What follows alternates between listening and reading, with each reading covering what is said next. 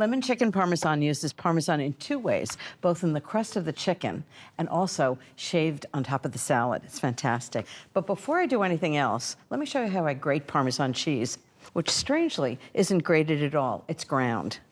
You know, when you buy Parmesan that's grated in the store, it always comes very finely grated. But I prefer to grind my own because it's fresher and you have a better texture to it. So grind it yourself, it'll make a difference. You want to dice it in small enough pieces so it doesn't get stuck in the food processor.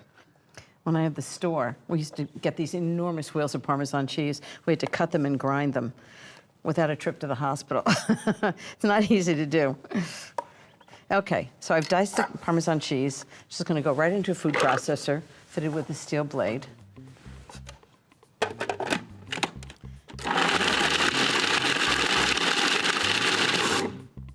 I'll show you what I'm looking for. When it's ground, you want a little bit of texture to it, because then when you bite into it, you taste the Parmesan. If it's too finely ground, it kind of disappears. A little bit more. Okay, that's perfect. So first I'm gonna make the Parmesan and breadcrumb mixture for the chicken.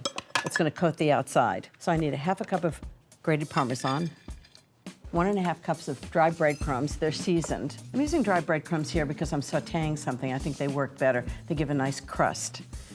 If I were baking something, I would use fresh breadcrumbs because they'll get crispy on the top. Little lemon zest, about a teaspoon.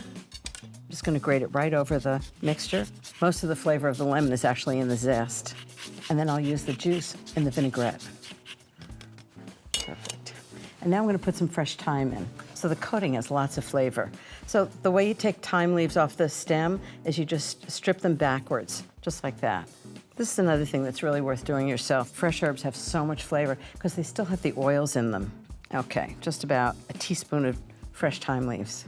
So I'm just gonna give the thyme a little rough chop, just to bring out the oils in it.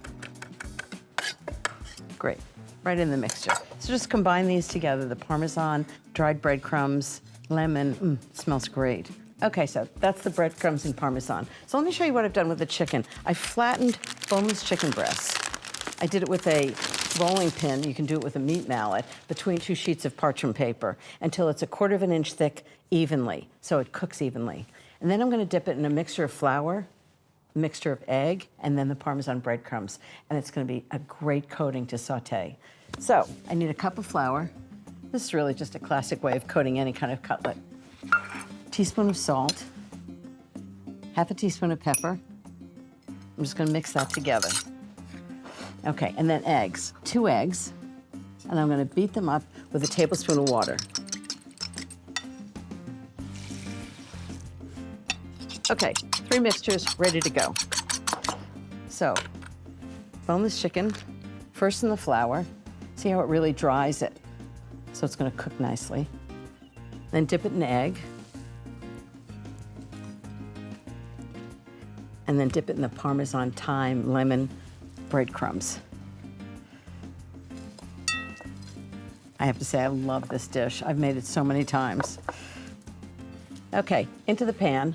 I've got butter and olive oil combined. And I'm gonna do the second one now. It's gonna cook for about 2 to 3 minutes on each side. This mixture makes enough for 6 chicken breasts.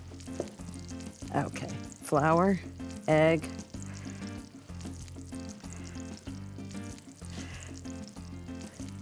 and breadcrumbs. I love the flavors in this, the lemon and thyme, and all the herbs in the breadcrumbs. Okay, into the pan. I've got a big pan, but I can do 2 at a time. Okay, these are gonna cook for 2 to 3 minutes on one side. I'm gonna flip them over and cook them on the other side. And while I prepare the rest of the chicken, I'm gonna give you a little Parmesan tutorial that I did a while back at my local cheese shop. This is the perfect place to talk Parmesan, so let's get down to the facts. There's only one real Parmesan cheese, and it's called Parmigiano Reggiano. It's a cow's milk cheese from Italy and has a protected seal of approval, so you know it's the real deal. The more aged it is, the more depth of flavor it has. This is actually what a whole wheel of Parmesan cheese looks like. I mean, I think that's gorgeous. This one is aged for 4 years. This is what a shaved piece looks like. It's dry and sharp and spicy. It's got so much flavor, but it's also incredibly expensive. If you want to buy a cheese that's very much like Parmesan, but not quite as expensive, Grana Padano is fantastic. It still has that sharp Parmesan kind of flavor. It's a good option. Other countries make cheeses that are similar to Parmesan, like Argentina and the US, but they're really not the same thing. They don't have that flavor. And my feeling is a little bit of Italian Parmesan goes a long way, and it's really worth it. So I've just flipped the last two over. They're going to cook for about 2.5 minutes. And in the meantime, I'm going to make the salad that goes on top, and it involves more Parmesan. So I've got a lemon vinaigrette and arugula. Let me show you how I make the lemon vinaigrette. It's 1/4 cup of freshly squeezed lemon juice, 1/2 cup of olive oil, 1/2 teaspoon of kosher salt, and 1/4 teaspoon of pepper. Whisk together. I actually make it in a glass measuring cup so I can measure and whisk at the same time. Pour enough vinaigrette on the arugula just so it just moistens it. 2 big spoons, toss it together. I love the peppery arugula with the lemon vinaigrette. It's a great combination. And Parmesan, lots of Parmesan. Okay, I'm gonna plate one up. I'm gonna show you how it looks.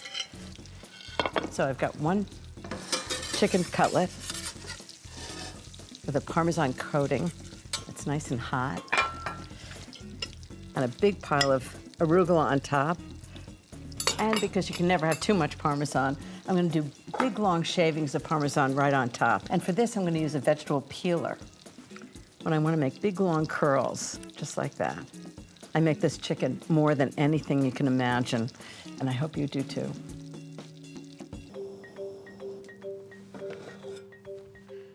I've got a pound of Yukon Gold potatoes and new potatoes, and I boiled them for 20 minutes until they were really tender, and now I'm gonna smash them. Love smashing potatoes. See what I'm gonna do? I'm gonna take a cup measure, you can really use anything, or a potato masher, and just each one on a roasting pan, just smash it a little bit, and then I'm gonna roast them. And when you roast them, it gets crispy edges and creamy in the center. This is a great side dish for anything, for chicken, for steak. Okay, I'm just gonna drizzle them with olive oil, sprinkle them with salt and pepper, and then I'm gonna add lots of Parmesan cheese. The little red potatoes are the new potatoes that have been around forever. And now you can also find Yukon Gold potatoes, which have a little buttery flavor to them. So it's nice to combine the two. I'm gonna roast these 400 degrees for 25 minutes. I'm gonna turn them once halfway through.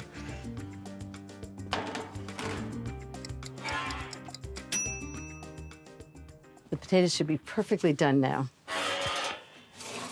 That is one squeaky oven. They're just great. And so now I'm gonna put some Parmesan cheese on and let it just melt. And this is why I wanted it to be shredded, because if it was ground, you really wouldn't see it so well. But because it's shredded, you see the long shreds of it. And I'm just gonna put it back in the oven for 2 minutes, just enough time to let the Parmesan melt. These are gonna be great. Yum.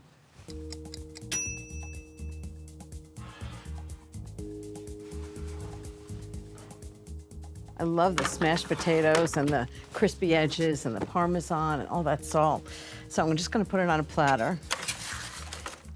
Nice thing is you can actually boil the potatoes and smash them and then roast them later, so you can make a lot of this ahead.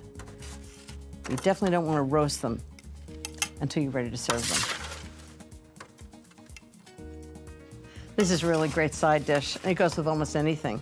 But I have to say, once for a special occasion, I did them for an hors d'oeuvre with a little sour cream and caviar on it. It wasn't bad. Okay, every last one. And then just to give it a little more flavor, because you can never have too much flavor, I'm just gonna put some chopped chives on it. Just a really quick sprinkling. Nothing you have to measure. Some chopped chives give it a little color, a little flavor, a little salt, maybe a little fleur de sel.